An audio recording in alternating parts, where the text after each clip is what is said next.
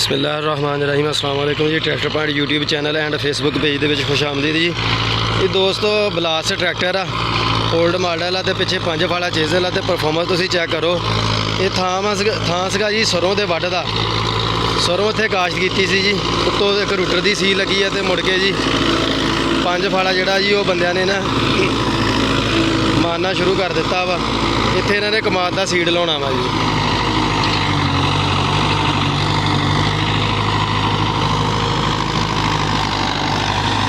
नज़ारे तुसीं चैक करो जी। 5 फाड़े की चस जी रूसी ते ही है जी। MTZ50 वा। गोजरे का M85 नालियां का बनया होया 5 फाड़ा जी।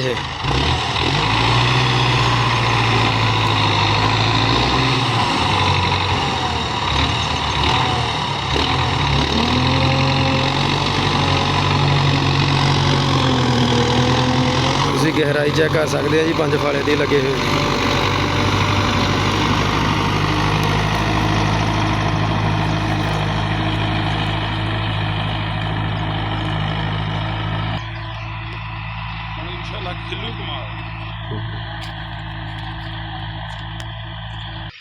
लो जी दोस्तों, आ पूरी पौने 2 किलियां की लाम आ जी।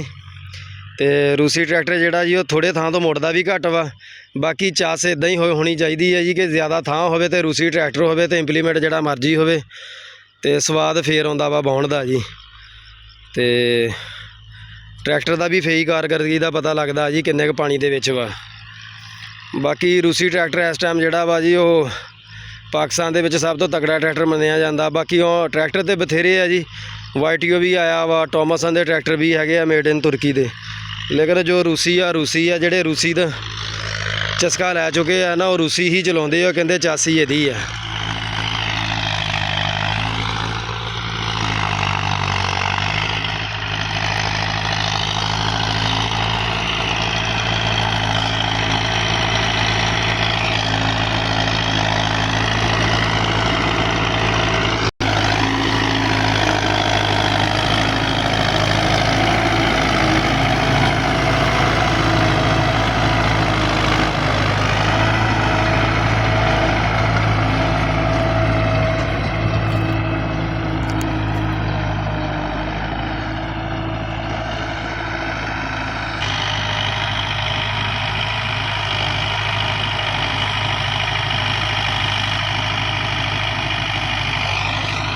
तुसी 5 फाड़ा जोड़ा जी चेक कर सकते हैं कितना गहराई जा रहा जी। फ्रेम तक लग रहा जी थले, थोड़ा जी कह लो कि फर्क है जी।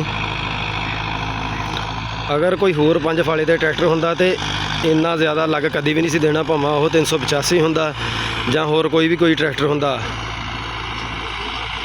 क्योंकि 5 फाड़े नूं खिंचना हर ट्रैक्टर के वस की गल नहीं, ये रूसी दे काम वा जी।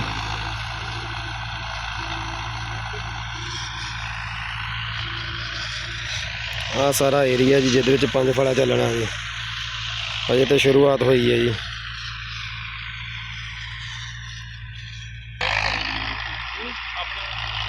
देखो जी रूसी फराटे मारदा हुण दिया।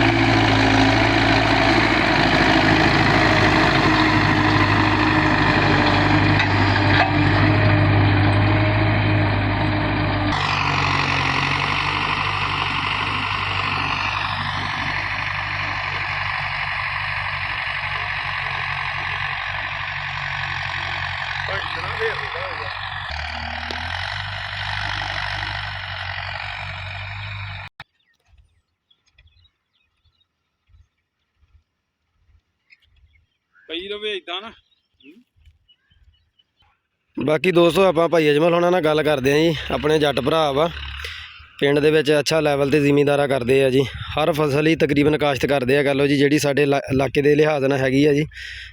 तो बाकी इन्होंने इतने सरों काश्त की सी, मतलब थोड़ी बहुती गलबात करते हैं किन्ना बी पिया सीगा, किन्नी बहाई हुई सी, किन्नी एवरेज आई है। तो साडे नाल अस्सलाम वालेकुम। हाँ जी अजमल भाई की हाल आ?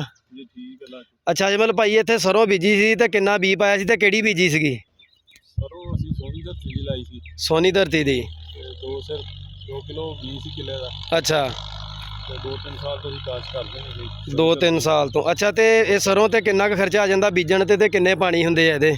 ਪਾਣੀ ਤੇ 2 ਹੀ ਲੱਗਦੇ ਨੇ। ਅੱਛਾ ਠੀਕ ਹੋ ਗਿਆ ਤੇ ਇੱਕ ਲਾ ਲੈਣ 2 ਲਾ ਦੇ ਸਹੀ ਹੋ ਗਿਆ ਤੇ ਭਾਈ ਥੋੜੀ ਬਹੁਤੀ ਕਿ ਉਹ ਵੀ? ਨਹੀਂ ਭਾਈ ਤੇ ਭਾਈ ਤੋਂ ਬਿਨਾਂ ਨਹੀਂ। ਅੱਛਾ ਤੇ ਕਿੰਨੀ ਐਵਰੇਜ ਨਿਕਲੀ ਇਹਦੇ ਵਿੱਚੋਂ ਪੌਣੇ 2 ਕਿਲੋ? ਸਮਾਂ ਤਾਂ ਹੈ 15-16 ਮਣ ਦਾ ਹੀ। ਅੱਛਾ ਲੇਕਿਨ ਅੱਗੇ ਤਾਂ ਚਲੇ ਜਾਂਦੇ ਰਹੇ ਅਸੀਂ। ਅੱਛਾ ਤੇ 24 ਮਣ ਤੇ ਠੀਕ ਹੋ ਗਿਆ ਤੇ ਹੁਣ ਇਹਦੇ ਵਿੱਚ ਕੀ ਲਾਉਣ ਦਾ ਇਰਾਦਾ ਵਾ? ਉਹਨੇ ਕਮਾਲ ਲਾਉਣਾ। ਕਿਹੜਾ ਸੀਡ ਲਾਉਣਾ ਵਾ? ਕਮਾਲ ਸਾਡੇ ਕੋਲ 2-3 ਵੈਰਾਈਟੀਆਂ ਆਪਣੀਆਂ। ਠੀਕ ਹੋ ਗਿਆ ਸਹੀ ਹੋ ਗਿਆ। ਲਓ ਜੀ ਸ਼ੇਖ ਸਾਹਿਬ ਉਹਨਾਂ ਨੇ ਆਪਾਂ ਨੂੰ ਗੱਲ ਦੱਸੀ ਹੈ ਜੀ ਵੀ ਇਹਦੇ ਵਿੱਚ ਕਮਾਦ ਦੀਆਂ 2-3 ਵੈਰਾਈਟੀਆਂ ਲਾਉਣੀਆਂ ਵਾ ਜੀ ਤੇ ਉਹ ਜਦੋਂ ਕਾਸ਼ਤ ਕੀਤੀਆਂ ਆਪਾਂ ਉਹ ਵੀ ਤੁਹਾਨੂੰ ਦਿਖਾ ਦਾਂਗੇ ਜੀ। ਤੇ ਫਿਲਹਾਲ ਜ਼ਮੀਨ ਦੀ ਤਿਆਰੀ ਹੋ ਰਹੀ ਹੈ ਜੀ।